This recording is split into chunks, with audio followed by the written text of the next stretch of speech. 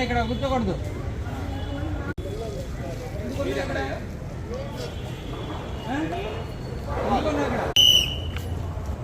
ఎవడో అక్కడ సెక్యూరిటీ వాళ్ళు ఎవడు వీళ్ళందరూ ఎందుకుంటున్నారండి? మీరందరూ ఏం చేస్తున్నారు?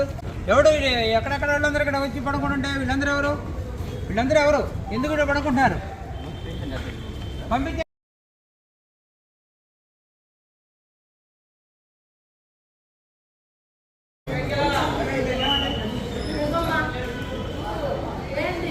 అందరినీ ఇక్కడ పడుకోబెడుతున్నారు. వీళ్ళు దొంగలు ఉంటారు. వీళ్ళని ఎవరిని చేస్తే ఆ పిల్లల్ని ఎత్తుకెళ్ళిపోతే ఏం చేస్తావు? వాళ్ళ దగ్గర డబ్బులు కాజేస్తే ఏం చేస్తావు? ఎవరు గాంధీ పార్క్ లాగా గాంధీ పార్క్ లో కూడా ఎవరిని అంటారు కానీ ఇట్లా ఎక్కడెక్కడ తాగి పడుకున్నాడు ఇక్కడికి వచ్చి.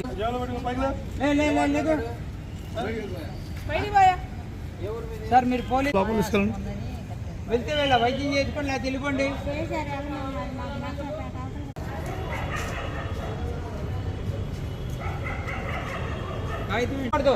ఇళ్ళకి వెళ్ళిపోండి. సమస్య అయిపోయింది. మీరు హాస్పిటల్ అంటే 18వ తారీఖు నైట్ షిఫ్ట్ ఎంతమంది వచ్చారు? నైట్ ఉండాల్సిన వెళ్ళిపోయాం సార్. వీళ్ళందరూ ఉన్నారా? ఎంత? 4 పోలీసులు పంపించమన్నాం, పంపించట్లేదు. ఏదైనా అయిన తర్వాత మేము తలకాలు పెట్టుకోవాలి. వీళ్ళందరూ ఎవరు? ఎక్కడ చూసిన జనం ఎందుకు బయటకు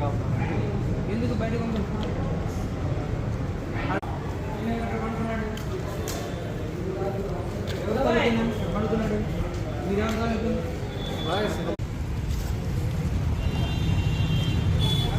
తీసి పెట్టారు మొత్తం. రోడ్డు పడితే అని వస్తున్నాడు. ఎవరిని అడగట్లేదు. నేను అవసరం కూడా అడగలేదు. 12 తర్వాత ఎందుకు తిరుగుతున్నారు మా హాస్పిటల్లో? ప్రెగ్నెన్సీ ఉంటే ఉంటారు. ఒక నిమిషం అక్కడ రాబాకండి. ఎందుకంటే మీరు ఎందుకంటే అర్ధరాత్రి తిరగడం తిరుగుతున్నారు. ఇదేంటి అంతా బోధిస్తారు? ఏంటిది? అపరాత్రి మీ తిరుగుతూ ఉంటే ఎలా సెక్యూరిటీ ఇవ్వగలం? ఏమన్నా ఇవ్వగలం? మీరు చెప్పండి. డ్యూటీ ఉంటే కంటిన్యూ అవ్వండి. పొద్దున్న దాకా ఉండండి, పొద్దున్నే వెళ్ళండి. ఇప్పుడు నువ్వు రోడ్డు మీద వెళ్తావు, ఎవడో అక్కతాయిలు ఉంటారు, చాలా దగ్గర ఉంటారు. ఏ పోలీసు అర్ధరాత్రి తిరిగితే మాత్రం మీ దండం పెడతారు, రావద్దు. మీ ఇంట్లో మీ నాన్నగారికి చెప్తారు, మీ అమ్మగారికి కూడా చెప్పాలి. వస్తే మీ పెళ్ళైతే మీ హస్బెండ్కి కూడా చెప్తాను. ఇట్లా పంపించద్దండి అర్ధరాత్రిలో. వెళ్ళండి.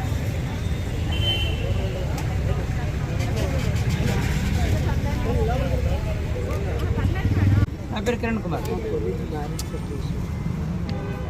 మీకు మ్యారేజ్ ఉంటే మ్యారేజ్ వాళ్ళ దగ్గర ఉండు. డ్యూటీ ఉంటే డ్యూటీ దగ్గర ఉండు. నువ్వు స్ట్రైక్ చేస్తుంటే టెంట్ దగ్గర ఉండు. ఇప్పుడు టైం ఎంత అయింది? ఒక మాప్ వస్తారు, ఒక 20 మంది కుర్రోళ్ళు వస్తారు. వీళ్ళు నలుగురు ఏమన్నా హీరోలా? ఈయన చిరంజీవిలా ఫైట్ చేస్తాడా? ఆయన రామచంద్ర లాగా ఎగిరి కొడతాడా? వాళ్ళని తన్ని మిమ్మల్ని లాక్కెళ్తే ఏం చేస్తారు? నన్ను కూడా తన్నొచ్చు. ఇక్కడ ఉన్న వాళ్ళు నన్ను కూడా తన్ని లాక్కెళ్ళదు. సెక్యూరిటీ మీ సెక్యూరిటీ మీరు చూసుకుంటున్నారా? ఒక్కసారి ఆలోచించండి. సొసైటీలో మాకు స్వతంత్రం రాలేదనుకోండి, స్వతంత్రం వచ్చింది కాబట్టి స్వతంత్రం శివల పట్ల నుంచి శివలు వచ్చినట్టు జనం అందరూ తోసుకొని వచ్చే క్రమం అయితే ఇక్కడ కనబడతా ఉంది. ఇప్పుడు నేను దగ్గరుండి తలిపేయించడం జరిగింది. సో ఇవాళ నుంచి ఈ కార్యక్రమం ఇది క్లోజ్ చేసే ఉంటుంది. అవసరమైన మాత్రం లోపలికి వస్తారు, అవసరం లేని మాత్రం ఎవరిని ఇక్కడ లోపలికి అలౌ చేయడం జరగదు. అలానే పోలీస్ వ్యవస్థను కూడా మేము రిక్వెస్ట్ చేసేది, పోలీసుల్ని రౌండ్ ది క్లాక్ ఎంట్రీ దగ్గర పోలీసులే ఉండాలి. ఈ సెక్యూరిటీ వాళ్ళు ఉన్నారు కానీ వీళ్ళు అసలు పనిచేయట్లేదు. సెక్యూరిటీ వాళ్ళు కూడా ఇజ్రాయెల్ గ్రూప్ వాళ్ళకి మేము వెంటనే నోటీస్ ఇవ్వడం జరుగుతుంది. వాళ్ళు కూడా మగవాళ్ళని పెట్టమంటున్నాం, వాళ్ళు కూడా పెట్టట్లేదు. ఇక్కడ చూస్తే కొంతమంది బయట నుంచి వచ్చి ఇక్కడ పడుకొని ఇదొక షెల్టర్ లాగా భావిస్తున్నారో అనిపిస్తూ ఉంది. ఇలాంటి వాతావరణం లేకుండా ఉండడం కోసం మనం ప్రయత్నిద్దాం. అలానే మా చేతులకు నమస్కరించేది, మీరందరూ కూడా హాస్పిటల్ని కాపాడండి. హాస్పిటల్లో ఉన్న వైద్య సిబ్బందిని కాపాడండి. ఇక్కడ పనిచేసే నర్సులు కానీ, 4th క్లాస్ ఎంప్లాయీస్ కానీ, ఆడవాళ్ళు కానీ, ఇక్కడ ఉన్న పేషెంట్ బంధువులు చాలామంది స్త్రీలు వస్తున్నారు. వాళ్ళందరికీ మరి రక్షణ కల్పించాల్సింది మీరే ఎంతమంది తోసుకొని వస్తే మేమేం చేయాలి? సెక్యూరిటీ కావాలని పొద్దున్న నుంచి వీ వాంట్ జస్టిస్ అన్నావు కదా. ఇప్పుడు జస్టిస్ ఎవరిస్తారు? నేను ఎవరినా నీకు తెలియదు. నేను ఇప్పుడు అడగలని మాట్లాడతాను. ఇంకోసేపు అంటే అలరి చల్లరో మాట్లాడతాను. అప్పుడు నిన్ను రక్షించేది ఎవరు?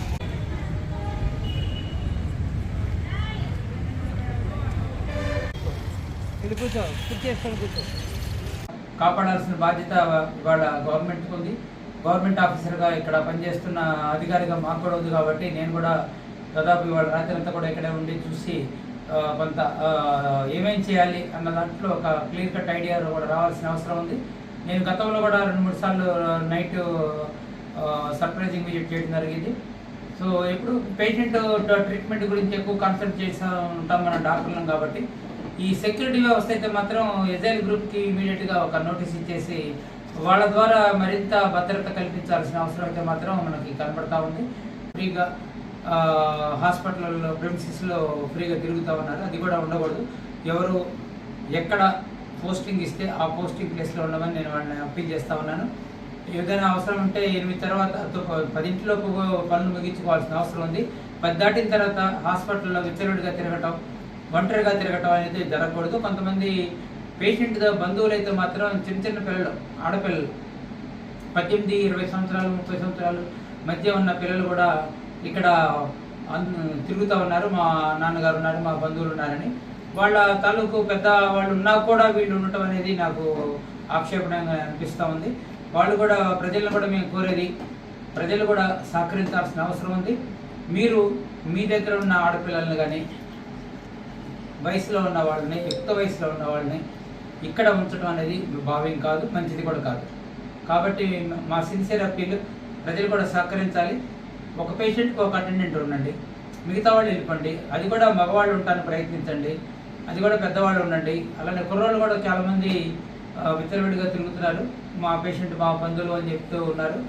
వాళ్ళ పేషెంట్ ఉన్న మాట యథార్థమే, కానీ ఒక పేషెంట్కి 4-5 ఉండటంతో వాళ్ళని కంట్రోల్ చేయడం కూడా మనకు కష్టం. కాబట్టి వాళ్ళు కూడా మంచి వాళ్ళే ఉండొచ్చు, కానీ ఎవరు మంచి ఎవరు చెడు అనేది ఒక ఇన్సిడెంట్ జరిగిన తర్వాతనే తెలుస్తుంది. కాబట్టి ఏ ఇన్సిడెంట్ జరగకుండా ఉండాల్సిన అవసరం అయితే మాత్రం చూడాల్సిన బాధ్యత మాకుంది. కాబట్టి మేము కూడా అలర్ట్గా ఉన్నాం. మా డిప్యూటీ సూపరింటెండెంట్ రమేష్ గారు అయితే మాత్రం డ్యూటీలో ఉన్నందుకు నేను థ్యాంక్స్ చెప్తున్నాను. ఆర్ఎంఓ గారు, సునీత గారు కూడా ఉన్నారు.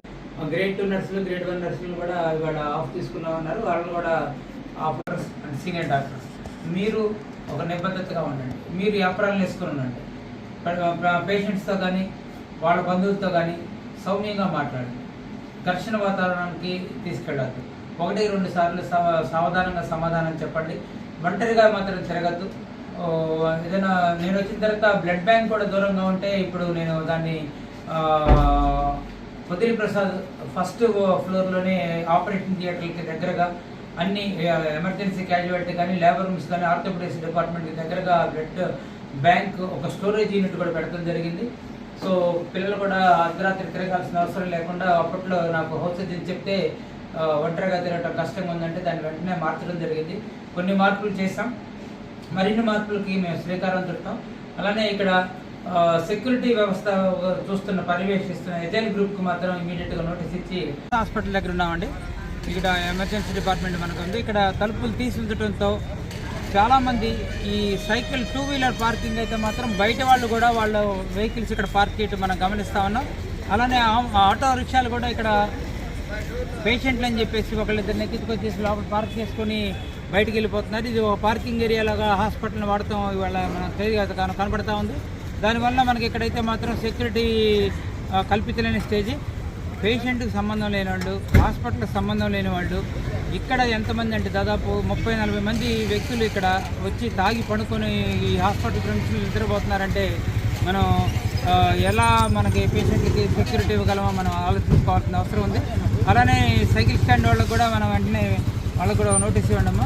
బయట నుంచి వచ్చే వాళ్ళకి పార్కింగ్ ప్రొవైడ్ చేయడం అనేది చాలా దారుణం. అలాంటిది ఇవ్వకూడదు. అలానే ఆటో రిక్షాలు కూడా ఇక్కడ పార్కింగ్ పెట్టకూడదు. అంబులెన్స్లు కూడా వెంటనే వెళ్లకుండా ఇక్కడ దాదాపు 5-6 అంబులెన్సెస్ ఇక్కడ పెట్టేసేసి ఇది పార్కింగ్ ఏరియా లాగా 108 కూడా ఇక్కడ పార్క్ చేస్తున్నారు.